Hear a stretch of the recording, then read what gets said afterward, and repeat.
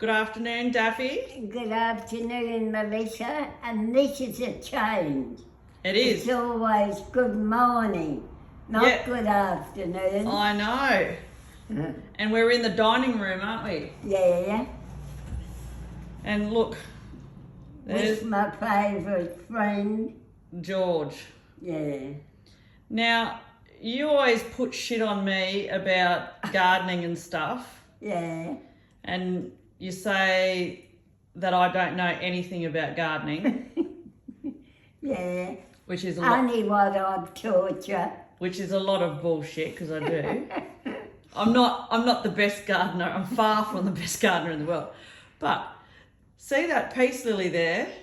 The what? The peace lily. Yeah. Remember you wanted to throw it in the bin? Oh, no, I don't remember that. Because it was in another room which was way too hot. Yeah, they like this, and they don't like a lot of strong sunlight. Well, the room that we originally had it in, it had a lot of strong afternoon sun. Yeah. Now, that peace lily was just about dead. And I think it had a lot of brown and one little green shoot. And you told me to throw it in the bin. Yeah. And look at it now. Yes, I know. Oh, well, that's how good looking after. Yes. I know what they probably need. What? A dose of, oh, look. A dose of, oh, what do I give them? Thrive. Thrive, yes. Yeah, Oh, well, we'll do that. yeah. Now, this is the plants apparently that you come down to look at when I'm not here, and apparently that's when you look into my bedroom. Oh, I'd be ashamed to sleep in it. You ought to I talk. think the bed was made, but there was the floor. You didn't even look in there, so don't lie. You did not even look in there because I was watching you when I was I wheeling you didn't down. this time, but Yeah, I there had. you go. At least I don't have crumbs in my bed like you do. Yeah, and a salad, a biscuit, Yeah, crumbs. yeah, still crumbs in the bed. Now, I am going to ask you a little bit of a serious question. Right. Okay. So, knowing what you know now Yeah. and the paths that you have taken in your life, Yeah. is there anything that you would change? Yes. I would be much more cautious with picking the man I married. Well, we all have regrets in the men that we choose, Nan. Yeah, I know. But I think I was a bit naive to people that drank because Yeah. my father never drank. My brother went through a bit of a stage, but he didn't last long. So you were never in a household where alcohol was a problem. Because You were never in a household where No. alcohol was a problem. no. So you got married to Freddie. Yeah. In Bandara. Yes, we have spoken about your wedding. Should And- I say the name of the town? Yeah, Bandara's fine, yes. Yeah. And how long was it before you realised that he had an alcohol problem? Couple of years. And were you surprised by it? Did he show anything like that? Wasn't surprised. I was more, oh, how could this happen to me? Yeah. And when he used to drink, he used to do stupid things. Yeah. You know, like, oh no, I won't tell that story. Well, tell the story when he wanted your friend Faye to have a drink with him. Oh, yeah. Well, we lived in a block of units. They were the ones in Dundas that you've spoken about, yeah. And I had a very good friend by the name of Faye. And she came up, she was on the ground floor, I was on the first floor. Yeah. She came up and we were having a talk, and Freddie came home drunk with a bottle of rum, a small bottle, not a big bottle. And he wanted Faye to have a drink, and I said, Faye doesn't want a drink, Freddie. So I said, all right, down. Faye went, he collapsed on the floor and he kept saying, Daphne, Daphne, I'm dying, I'm dying. And I looked at him and I thought, die, you bastard, die. But he didn't. But he got real. And because of his drink, Yeah. I don't know this full story, but this was when he was living with this other woman. Oh, you mean the lady after you? Yeah. Well, I was going to just ask you to tell another story about when you were with him. Yeah. Now, you said that he was quite shifty. Like he's always up to no good. Yeah. And there was times where you were working full time. Yeah. Doing everything around the house. Yeah. Looking after your daughter, which is my mum. Yeah. And he never worked. No. And I'll tell you a story about that later. No, you've told me, and you can tell it now because... All right then. Are you talking about the one where he claimed 2 benefits? Came to? Are you talking about when he claimed the benefits from the government? Yes, he told them that I wasn't working and he was getting money for him and me. So we were getting a full pension. And did you see any of that money? No, don't be silly.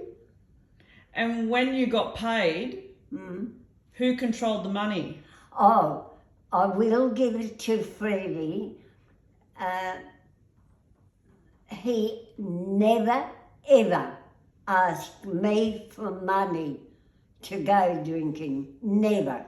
That was one good fault. He never... He got it in his own ways. Yeah. And I lay by myself a watch, a masquerade, is it? Marquise or something. It's like little diamonds, but it's... Oh, yes, I think I know what you're talking about, yeah.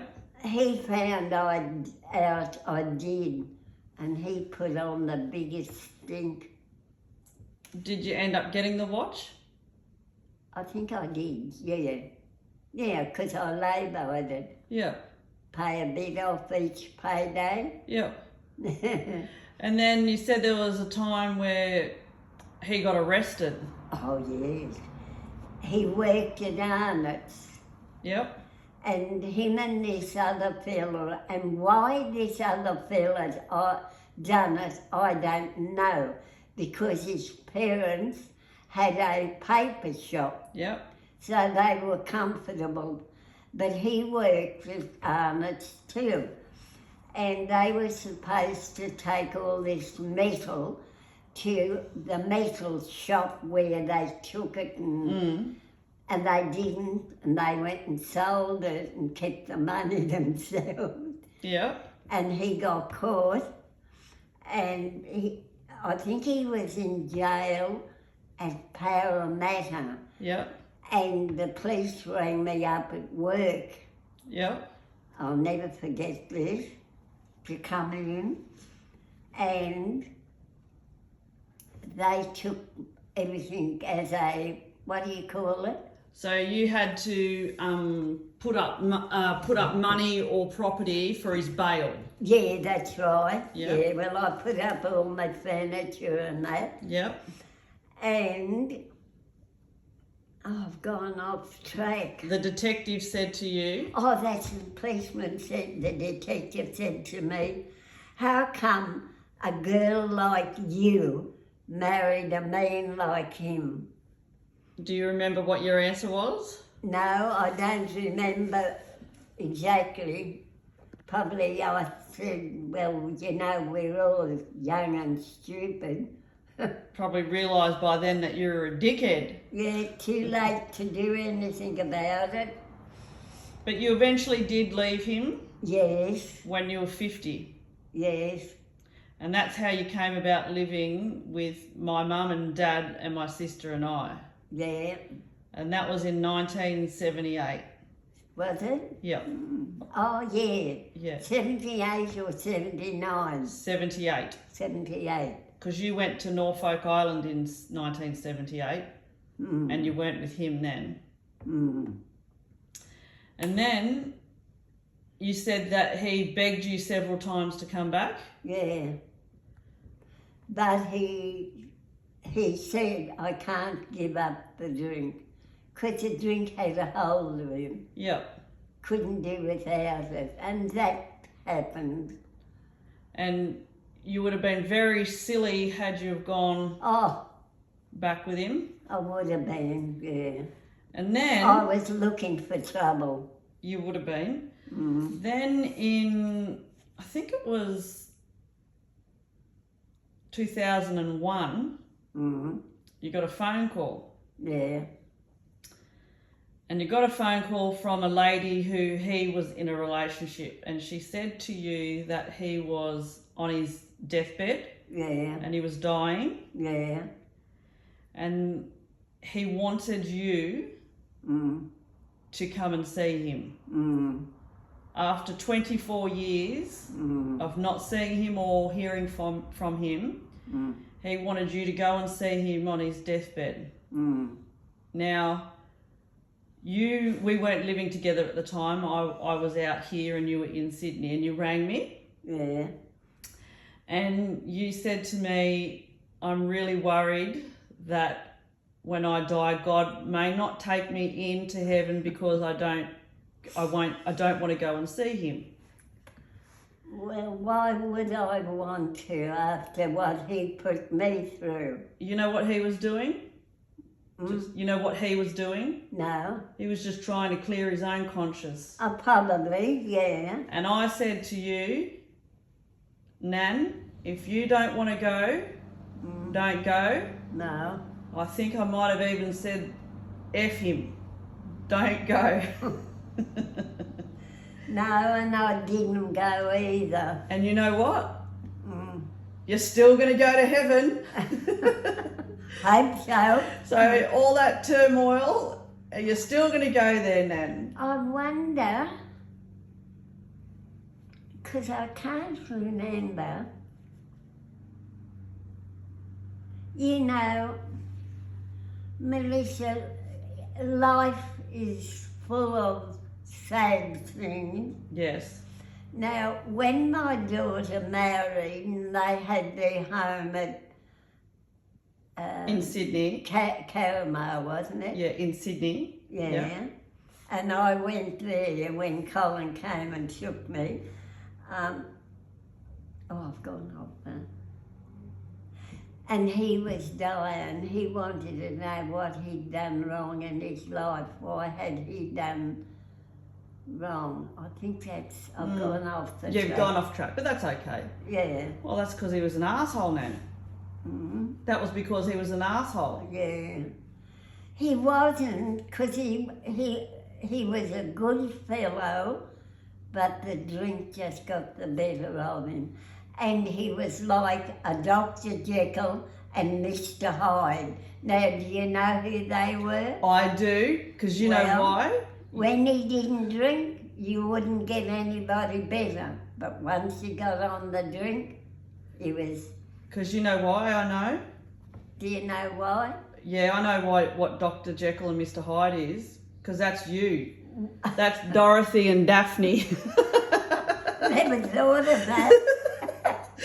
Well, we all have a Dr. Jekyll and Mr. Hyde, and a Daphne and a Dorothy. Daff and Dot. Yeah, Dot and Dat. Dash and Dot. Well, listen, we've been talking for nearly 15 minutes, Nan. Have we? Yes. Geez, you can talk, can't you? Oh, well, you encourage it. So I guess the moral of the story is you try and really think about the person that you marry. I wonder where he is today. I'd say he's down in hell. I don't think he'd be flapping his wings, He wouldn't be doing that. but who knows? Now, so did you hear what I just said? No. Yeah. I guess the moral of the story is that you just be mindful of who you marry, like who you decide to marry. Like you've got to be careful. But the trouble is, with relationships, you don't know what the opposite person is like until you get married. That's true. And that happens on the male and the female side. That's very true. Yeah, because there's some bad women. Oh gosh, yes there is. Yeah. It's not just men. No. There is women out there too Oh, God, yeah. who are quite evil. Yeah. Rightio, Daffy, that might do us. Yeah, goodbye. Rightio.